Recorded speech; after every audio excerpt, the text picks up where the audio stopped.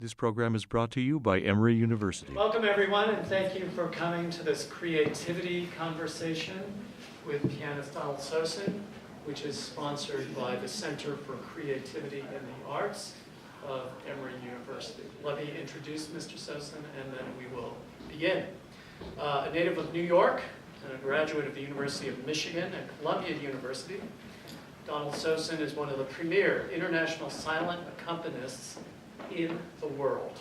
He plays at major international and American film festivals, such as the Giornate del Cinema Muto in Pordenone, Italy, the Bologna Ritrovato in Bologna, Telluride, many major venues around the country, including the Film Society of Lincoln Center, the Brooklyn Academy of Music, Valiant Theater, Symphony Space, the Film Forum, Pacific Film Archive, the Harvard Film Archive, the Museum of the Moving Image, and the Museum of Modern Art, where he was the resident silent film accompanist in the late 1970s, and where he continues to perform as a guest artist. He is here to accompany the Gold Rush and the Immigrant tonight.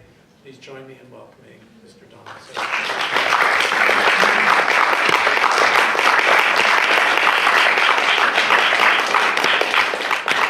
Donald, I'll begin by asking you a certain number of questions, and then actually indeterminate, and then we'll throw it out to the group. So, can you tell us, how did you get into recording music for silent films? You were studying classical music composition. What did you imagine when you were studying piano and music at that time you would be doing? When did the idea of accompanying silent films? It developed, Matthew, and first of all, thank you so much for allowing me to come here again and share a few moments to talk and to play. Thank you all for being here.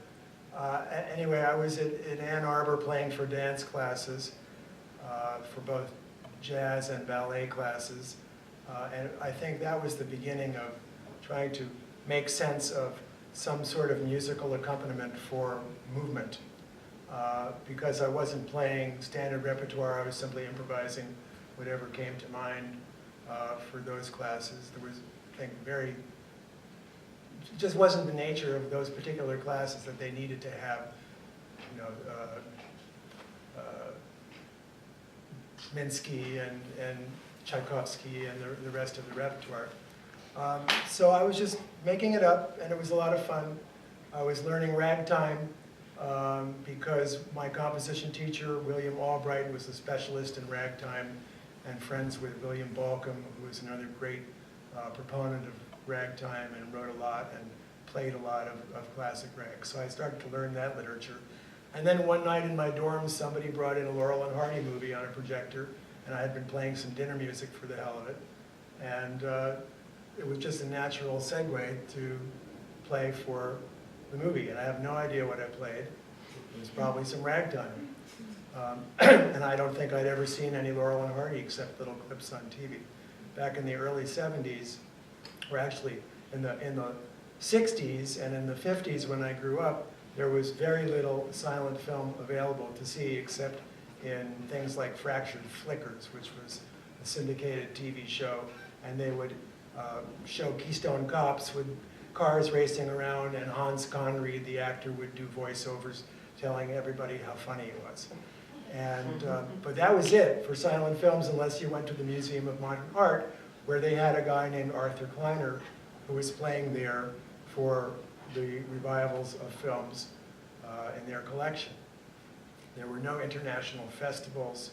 There was very little scholarship on silent film, and much less on silent film music at that point. Then my teacher was asked by the Film Society, the campus Film Society in Michigan, if he wanted to accompany a screening of Phantom of the Opera. And he said, well, Donald, you've already done this a little bit, why don't you do it? So it was from a Laurel and Hardy short to 2 screenings of Phantom of the Opera back to back. And I practically fell over at the end of 3 hours of playing, but that was the beginning.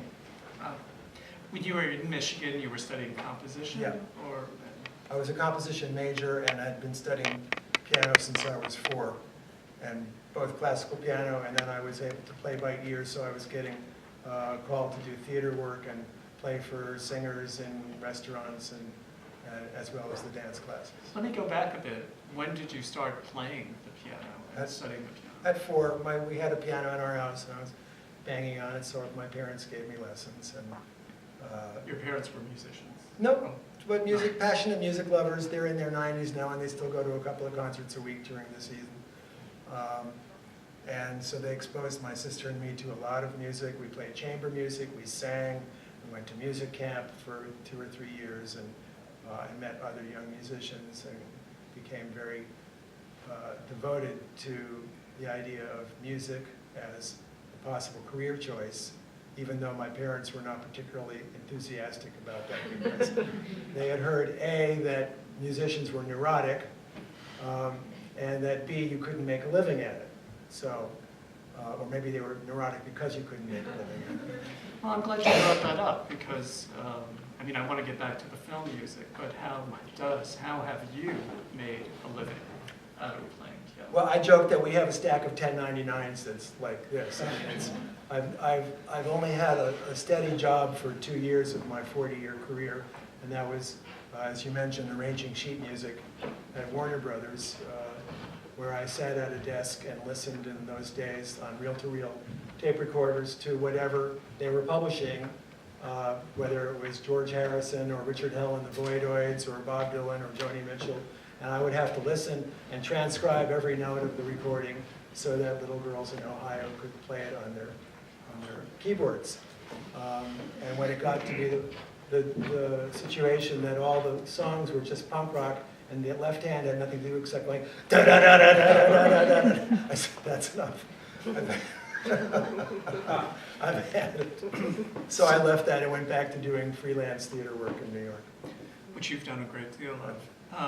So from Laurel and Hardy to Phantom of the Opera twice, to what next? Oh, well, next, PBS had a series of silent films in the early 70s called The Silent Years. And so I was watching that and thought the music was wonderful. It was by somebody named William Perry. And so the production company was based in New York. I wrote him a fan letter. And he wrote back a nice letter to me in December of '71 and said, well, Donald, I didn't know how his voice sounded then, but when you come to New York, why don't you look me up and we'll have a little chat. So I had a little chat with him. He was very nice. He was also the accompanist at the Museum of Modern Art. He's playing for all of their films, having taken over from Arthur Kleiner and Charles Hoffman. So he was the third in line. And when I got out of Michigan and moved to New York, I became the fourth in line. First substituting for Bill, sometimes going over there on my lunch hour at Warner Brothers to play an hour of film and sneak back to the office. And then he left to do other things, produce a Broadway show, which I also worked on, do some other PBS series. And so we've remained in touch. He's 83 now, and we see each other from time to time. And he was a great mentor, and the reason that I'm sitting here, really, because I don't know what would have happened beyond Michigan had there not been a real entree into the professional world. After Phantom of the Opera, I played for many screenings for 2 years in Michigan for all the film societies. We hauled an old Steinway upright that must have weighed 5 tons into the auditorium, and whatever they were showing in their film history classes, whether it was Griffith or Murnau, or I don't think they were showing von Sternberg in those days. I played for everything. Sometimes I would have time to look at the films with a film professor and talk about it and study it, because I knew nothing about silent films at that point. So I was learning as I was going.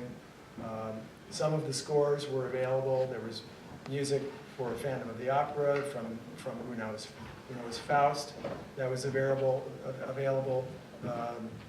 And their Birth of a Nation had some music, and other films. So could you talk to us a bit about what your process is in preparing or improvising a score? Because when you play at these film festivals where I've seen you performed, perform and enjoyed your music, oftentimes you don't have a chance to see the film ahead of time.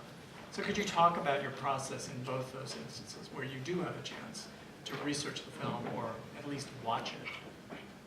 And then those instances where you have to kind of make it up as it's unrolling. Okay, so there's a wide range of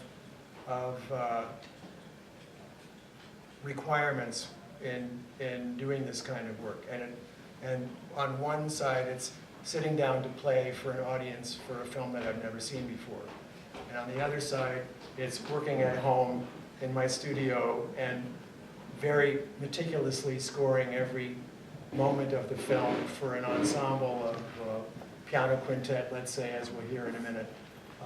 Or I have the opportunity to look at the film many, many, many times and figure out how many bars is necessary for each scene. Playing for a film extemporaneously is on a wing and a prayer. It depends. I'm very fortunate to have had the training that I had in classical music and the exposure to all different other kinds of music, whether it was Bulgarian folk music or square dancing music or whatever, because in the world of silent film, which is a worldwide enterprise between 1895 and around 1933 or 34, everything shows up on screen. New Zealand Maori dances, or Russian Cossacks, or gold mining in the Yukon, as we'll see tonight.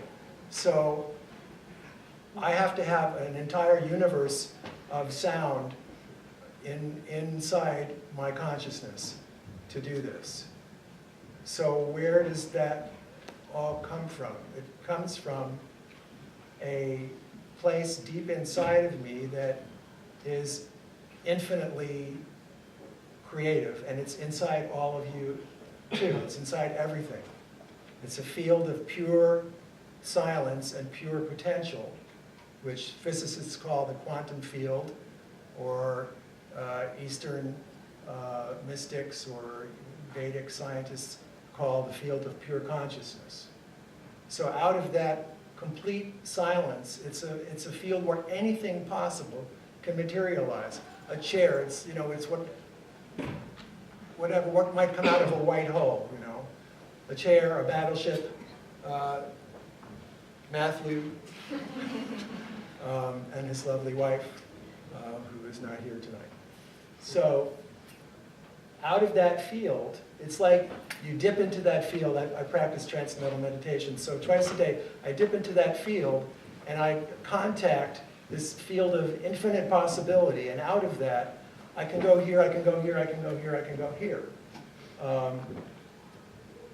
But to whatever extent anybody is creative, you're doing that every day. We're making this conversation up as we're going along. I don't know what he's going to tell me. I don't know what is going to come next in the film that I'm playing for that I've never seen before. But we've had many conversations before, and I've seen many films before, and you get to a point after 1,000, 2,000, 3,000 films where certain patterns start to emerge. So there's a Western, or there's a spy film, or there's a romance, or there's a newsreel about the assassination of some guy in Eastern Europe. So from the storehouse of sounds that I've picked up, I mean, some people collect baseball cards, some people are good at knowing the names of trees and plants. I'm good at collecting musical sounds and store them, and then I can draw on them when necessary. And if I don't know what to do, then I just make it up. So that's what being a composer is about. You learn how to do that.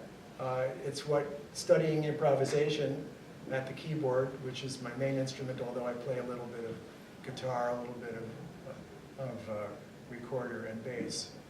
So it's just drawing from all those areas and hoping that I get it right. Yeah, I'm recalling that at Bologna's Ritrovato, you were accompanying a Russian film from the teens about pogroms against Jews in shtetls, and we were very impressed because you I think you broke into a theme from the Passover Seder. Right. Or Kol Nidre, the famous prayer for Yom Kippur, and we were just, I mean, we're always astonished when you play, but we were astonished at the range of knowledge, musical knowledge. It's just sort of this grab bag of stuff from having grown up in a Jewish household, having played in lots of churches, so I've started to collect Protestant hymns and the Catholic liturgy and the Jewish liturgy all jumbled together. I was playing Kol Nidre in church, actually, on Sunday, right after the holiday, and the priest says, "Oh, Donald, very nice to hear Kol Nidre here." So, as part of the prelude when people were coming in. It's very ecumenical. So, you have this infinite storehouse of potential music. How do you narrow it down? How do you make a specific choice? Can you give us an example? Sure. Let's just come up with a situation. Let's create a quick scene for a film. Farm. What? A farm. A farm. Okay. So, what's the first thing that comes to your mind when you hear the word farm? Wheat. Old MacDonald. So you can start with that. Okay, so I probably wouldn't go there unless it was a comedy, unless there were kids in the audience, because they would relate to that right away. They would think it was funny if it was a Disney cartoon and there were farm animals. It would be appropriate. It would have been done in the day, probably to death, by pianists who either had a stack of music that they played from over and over and over again if they were working in the theater, or they had some some cue sheets that the producer of the film later on in the teens and 20s set them saying, when the monster comes in, play, or when the girl comes in, play.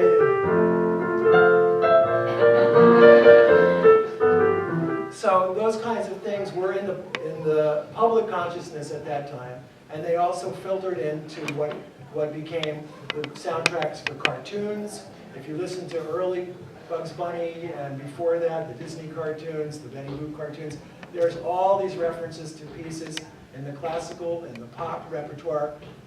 In Charlie Chaplin's 1942 score for Gold Rush, after the fact, he went back and once he had started writing music for films with the help of other Hollywood people like David Raxon, he went back and he would play on the piano or the violin different tunes, and then orchestrators would put them together. So in his score for Gold Rush, you hear, or during a dance sequence, you hear,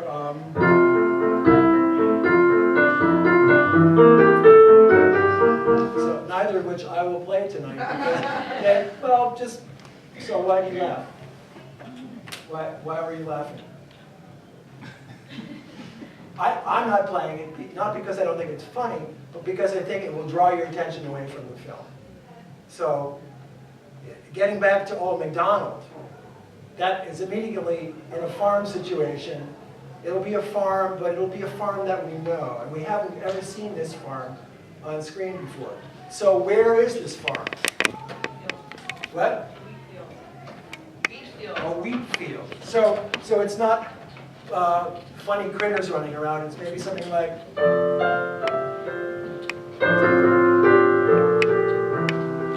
So where am I now? I'm in like Aaron Copland farm territory.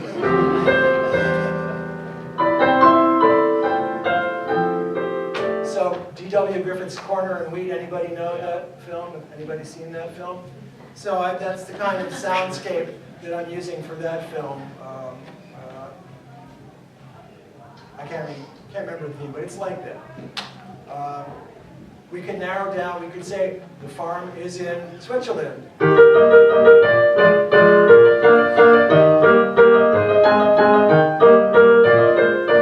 then a storm comes.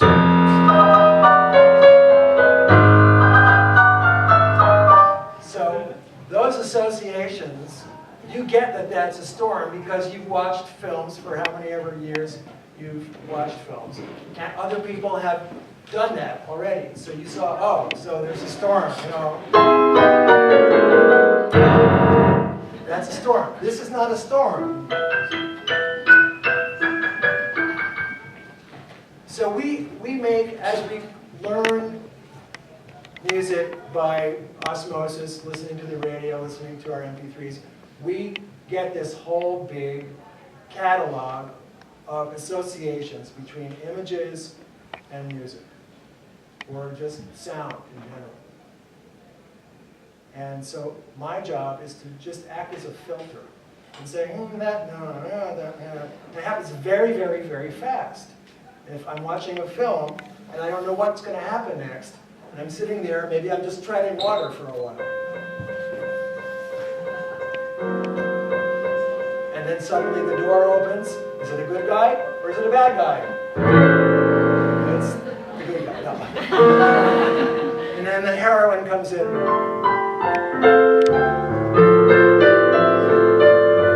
And then she sees that there's somebody else in the room that she doesn't like too much. Yeah, so, I mean, those are musical cliches because, again, we've listened to them for a long, long time. I used to collect TV themes and just they were so well matched to the style of the TV show, like if that kind of dates me. If you're young, you don't know that's or Captain Kangaroo, children's show from the 60s. Anyway, I'll shut up now and let Matthew ask me another question. Well, it seems to me you not only have this amazing storehouse and this mercurial ability to change musical themes or motifs at a given moment, but you also have a command of the connotations of different tonalities, different rhythms, and all of that comes into play, especially if you're avoiding something like Old MacDonald Had a Farm, and you were... But I could do a sound delay, or I could play it as though it were a Japanese song, or I like to take Beatles songs and then do them in the styles of different composers. So, which we could do. Let's see. Yes. Give me a song. Love Me Do. Give me a composer. Brahms.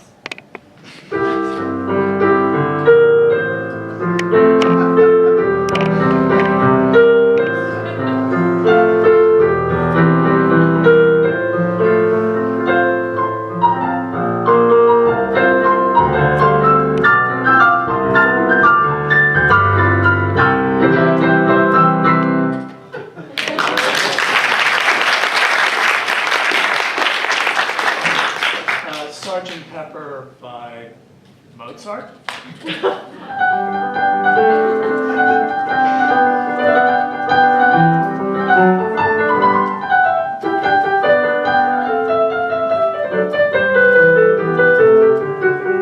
So here, I mean, what makes that enjoyable, I hope, is that we have what Arthur Kessler calls bi-association, where you have this plane, and they come smashing into each other, and the result is, aha! So we have the familiarity of the Beatles songs in a different context. And it could, I mean, doing the Brahms is not necessarily funny, but I think it's enjoyable because of that newness of the experience. It's this bi-association thing. It's from his book called The Act of Creation. So he starts off talking about creativity in terms of humor. And it just gets kind of scientific after the first couple of chapters. But if you're interested in creativity, that's a really good starting point. The Act of Creation by Arthur Kessler.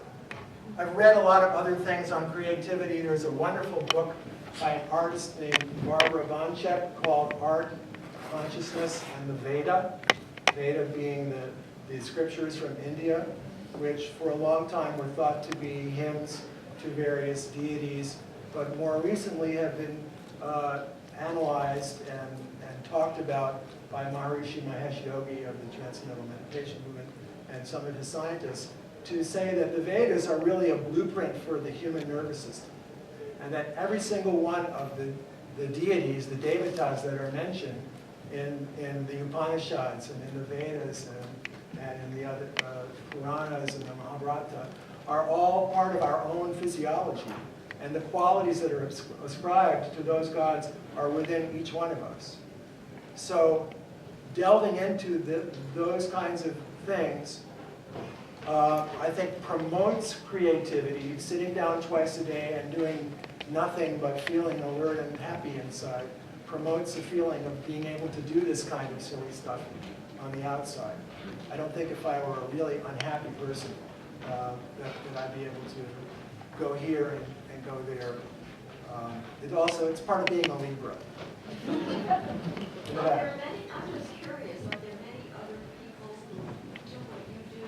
Many, not many, but let's say 2 or 3 dozen that do it to any degree of regularity. Some ensembles. And do you all know each other? Yeah, we mostly do. And most of us are good friends also. I'm going to Italy in a couple of weeks, and I'll see 7 or 8 other men and women who do this, who are either composers or dance pianists or pianists. Some of them make their living doing other things. One's a teacher at a high school in Brussels. But we all come together and we share our ideas. And we have a master class for aspiring silent film pianists and put new material in front of them and say, here it is, play. And it scares the hell out of them. And then they have to regroup and figure out, all right, what can I do? How can we make this work? It's really an extraordinary experience because, I mean, how many pianists are there at Bologna? Probably. In Bologna, I think Probably. 8. Only 8? 8 or 9. I mean, yeah, and they come from London and New Zealand and Germany and France and Canada and a couple from the States. And they're playing continuously from 9 in the morning till sometimes after midnight in shifts. Often films they've never seen. Yeah, and they're long too. I mean, I was listening to Gary Burton on NPR this morning, and he was talking about, you know, him, the vibraphone player. He was talking about how their group works. They have 16 bars of music, and then they do what he called extended improvisations on 16 bars. Well, in the jazz world, unless you're talking about Coltrane or somebody, extended might mean 10, 15 minutes. Sometimes the films that I play for are 3 hours without a break. And it all has to fit the action and the decor and the time period. We could have a farm in Rome. We could have a farm on Mars. You know, so it's just a question of trying to make an educated guess about what might work at that point. And then if it doesn't, be willing to change it immediately so that you don't look like an idiot. You had a question over here. Please. I may have missed this early on, but how did you come to this? How was it you evolved and found your way? We talked about that early on, in college and then in New York professionally. Please. When you make a choice to play a specific reference for a particular piece of film, how much or how do you choose to like vary that up, or like to what degree do you include, you know, like a variance and sort of like a reference to a specific film, or like when you're playing multiple sort of like iterations of Phantom of the Opera, do you just sort of like keep it the same thing the whole time? Within one screening? Well, no, like so between one screening to another. Oh, sometimes it's entirely different. I have many notebooks filled with themes that I've written over the years for different films and character themes, the hero, the villain, whatever the characters are. Dance music if necessary. I'll show you a piece of Chaplin in a minute where I had to look and see what kind of a dance are they doing. I had a string quartet and a piano at my disposal, so that's something that I work carefully on. In an improvisational situation, I probably wouldn't play the same thing exactly twice. It depends on how I'm feeling, it depends on the kind of audience it is. And I don't like doing the same thing really twice or 3 times in a row for the same reason that I didn't become a Broadway conductor and do the same thing over and over and over again.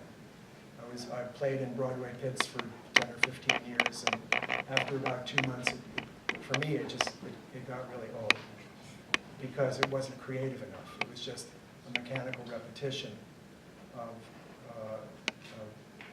something that just became more of a job. What do you do for relaxation? Well, first of all, meditating twice a day. Then lots of gelato is recommended. We, after these European festivals, the one in Bologna in the summer, my wife and our children go traveling around Europe, try to find different places to go. I love to read. I listen to music. I like to cook, play with my daughter, watch movies of all sorts. I don't know, what do you do for relaxation? Gus? Of all the films you work with, what are your favorite to accompany stylistically or just narratively? That's a good question. Comedies are really hard to improvise, but I like to score them because then they're very precise and neat, and maybe it would be a good time to show maybe Yes. this. So here's a film that I had never played for, never accompanied before. And then for this new version, a new edition of Chaplin, The Mutuals from 1916, there are 12 of them. The Bologna Film Archive, in association with Lobster Films, is restoring all of them and releasing them each with 2 scores. There'll be an instrumental score, sometimes a full orchestra, or a small ensemble, in this case a piano quintet, that's string quartet and piano. And then they also asked some of us to record piano improvisations for the films. So with Easy Street, The Immigrant, and The Pawn Shop, all of which I knew and had played for, I just improvised something which was totally unlike what I had done with other performances, and it had to be done very quickly, so there wasn't a whole lot of time to correct mistakes, if any. With this film, I worked on it for about, I would say, 2 weeks, and then we went into the studio. It's 24 minutes long, and here's a little excerpt. There's a dance band on screen, as you'll see, so that was my deciding impulse in choosing what to score this for. Although I wanted to have a clarinet and a trumpet and a flute, it just became impractical. There wasn't enough time, there was no budget, so I limited myself to the instruments that were actually on screen, and I synthesized the bass and played the piano after all the strings were recorded live in my studio.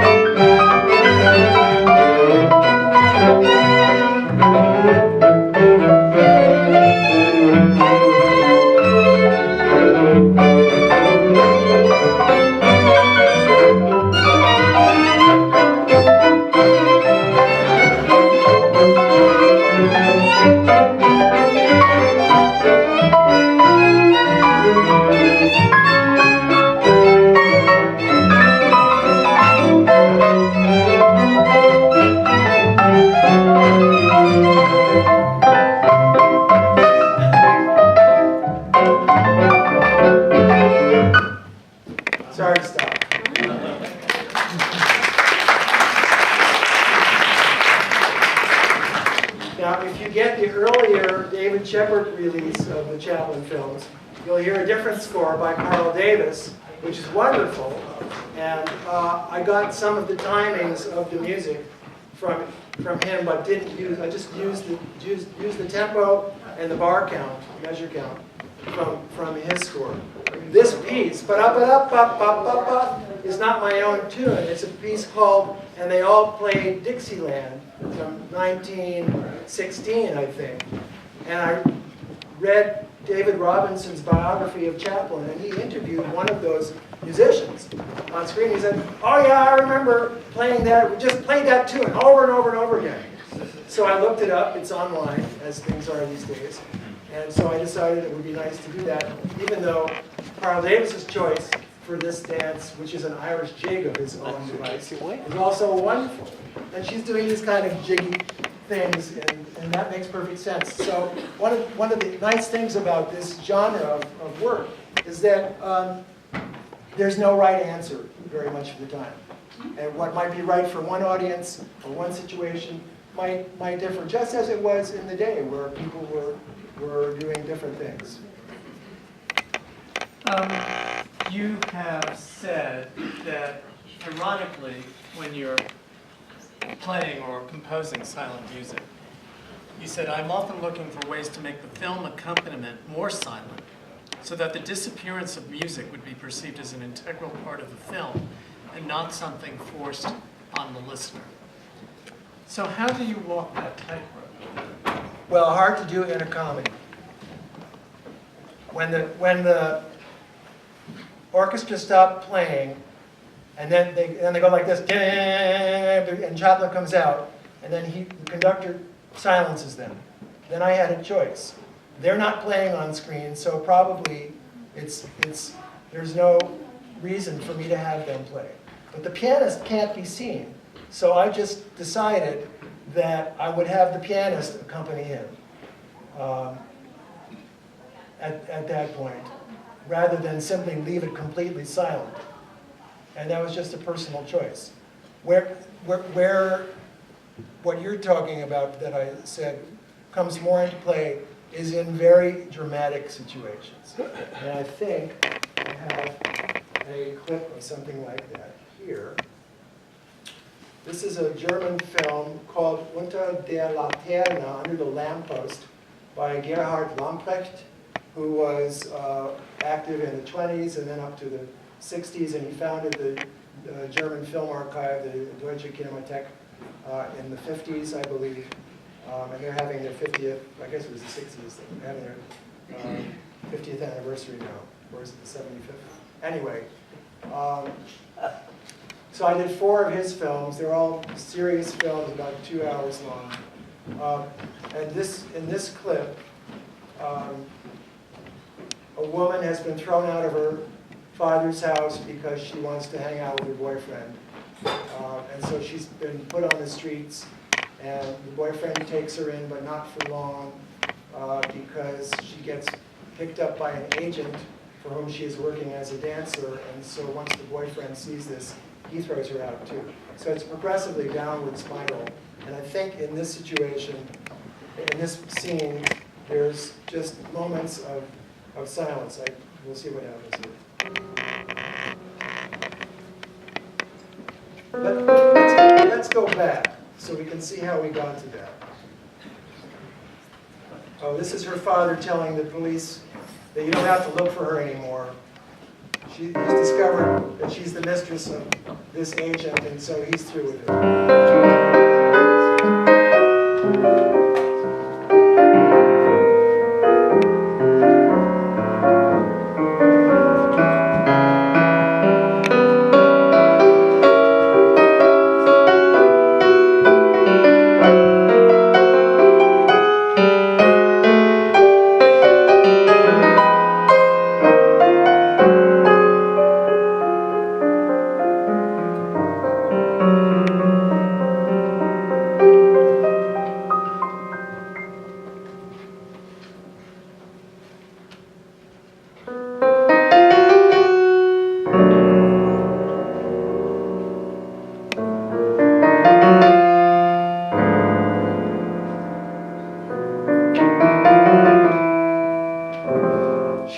out that he's been accused of fraud.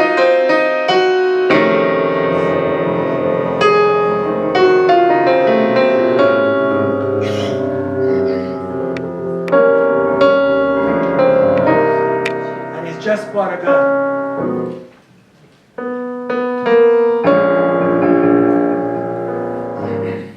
Is that true that the whole apartment is not paid for?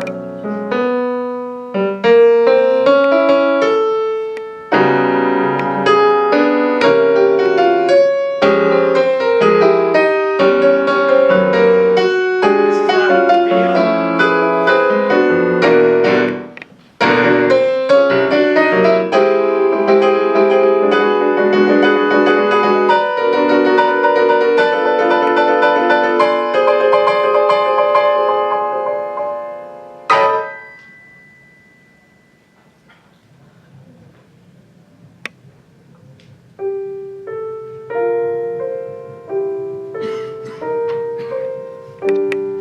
And so I could have waited longer before I wrote the music. Do you have a favorite genre that you like composing for? Oh, Is it that comedies was or- the question. Dramas, I think, there's more to deal with emotionally. I was at the New York Philharmonic last night watching Hitchcock with live orchestra, clips from 5 films. It was a wonderful event. And Bernard Herrmann in Vertigo and in North by Northwest really understands the psychological underpinnings of these characters, and that's very, very interesting to do. Writing music for comedies is fine, but after a while it's just another chase, and trying to find where in the beat the person gets hit on the face or falls down. And so it's a much more mechanical type of process, even though you can write fun music that way. It's kind of one-dimensional. So the more somebody else on the radio said, you can't have a good story without conflict. So I guess the more conflict there is, the more opportunity there is to write some music which can bring out that. Dramas and what else? Science fiction is fun because, who knows what music on Mars sounds like. So if these long white robed attendants start singing as they do in, what is it, Aelita? Or no, it's another Martian film. What is it? Oh no, it's another film where they go and there's an advanced society there who are singing their religious hymns. So I had to come up with whatever Martian religious hymns might sound like. It was not Old MacDonald. So. And is there a director that really speaks to you musically, stylistically? Well, I mean, the great drama directors of the 20s, like Murnau and von Sternberg, Griffith, I loved playing for Griffith. Although his idea of cutting makes things very hard, particularly at the end of his films, where you have this, and you don't know, am I supposed to play for Lillian on the Ice, or am I supposed to play for David coming through the forest? So, as with sound films, it becomes more of a montage, and you have to just kind of play the drama of everything and not worry about whether you're actually in this scene or in this scene. Those people, Ozu, Yasujiro Ozu, and I don't know the directors, but the actress in a few of the wonderful Chinese dramas, Ruan Yu, made beautiful films, very sensitive. And those are difficult to play for because it's a different culture, and I'm not any kind of an expert in Chinese music. But on the other hand, Chinese film in the 20s and 30s, they used a lot of Western music in their soundtracks when they would have Victrolas playing in the theaters, so they don't seem to care if you write Western-style music. In fact, your score for The Star was shown on TCM. The Goddess? The Goddess. Yeah. Monday night? I think so. Yeah. Donald, we could talk easily for another half an hour. This has been an incredible opportunity to learn about your creative process. So thank you. Thank you. For joining us. Thank you. The preceding program is copyrighted by Emory University.